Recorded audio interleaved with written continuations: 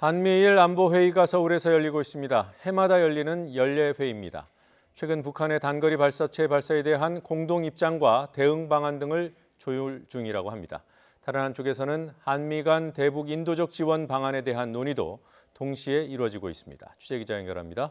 강정규 기자. 네, 강정규입니다.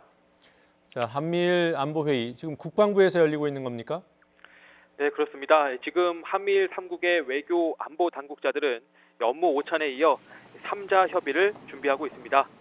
3자 회의에서는 아무래도 북한의 단거리 발사체가 주요 화두가 될 것으로 보이는데요.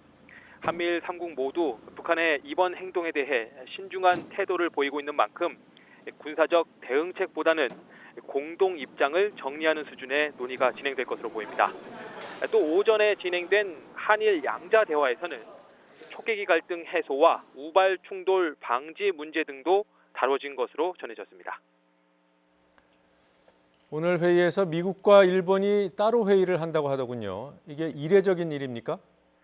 네, 오늘 회의는 오전에 미일, 한미, 한일 순서로 양자 대화가 진행됐고요. 업무 오찬 때부터 한미일 3자 협의가 시작됐습니다.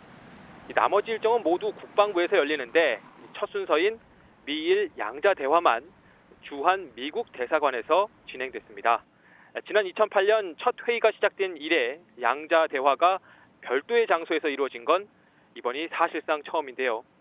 최근 한미, 한일 관계가 예전만 못하다는 지적이 나오는 가운데 미일 양국이 따로 만나는 모양새를 취한 것이어서 가볍게 넘길 사안은 아니라는 지적이 나오고 있습니다. 자, 어제 방한한 비건 대표 일정도 궁금합니다. 한미일 안보회의와는 별개인 걸로 알고 있습니다만, 자, 비건 대표가 오랜만에 한국에 온 거죠? 네, 비건 대표가 우리나라를 찾은 건 하노이 회담 결렬 이후 처음인데요. 앞서 일본을 방문한 뒤 우리나라로 넘어왔습니다. 비건 대표는 오늘 아침 이도훈 한반도 평화교섭본부장과 만난 것으로 전해졌습니다. 북한의 발사체 발사에 대한 분석을 공유하고 앞으로의 대응 방안을 조율한 것으로 알려졌습니다.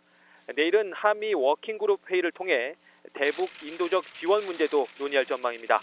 특히 북한의 식량난이 심각한 것으로 조사된 만큼 국제기구를 통한 지원과 함께 우리 정부 차원의 직접 지원도 고려 중입니다. 자, 국내적으로 논란이 분분한 이 발사체 문제, 북한은 어떤 입장을 내놨습니까? 네, 어젯밤 외무성 대변인이 기자의 질문에 답하는 형식으로 입장을 냈는데요. 지난 4일 발사체 발사는 정상적인 군사훈련이었고 지역 정세를 격화시키지도 않았다고 주장했습니다. 이어 한미 합동 군사 연습을 거론하면서 다른 주권 국가를 겨냥한 전쟁 연습과는 명백히 구별된다고 목소리를 높였습니다. 한미 훈련에 대해서는 한마디 말도 없이 자신들의 방어 훈련만 도발이라고 걸고 넘어지는 것에 대한 불쾌감도 표시했는데요. 그러나 적어도 우리 정부는 북한의 이번 행동을 도발이라고 규정하진 않고 있습니다. 지금까지 통일외교안보부에서 전해드렸습니다.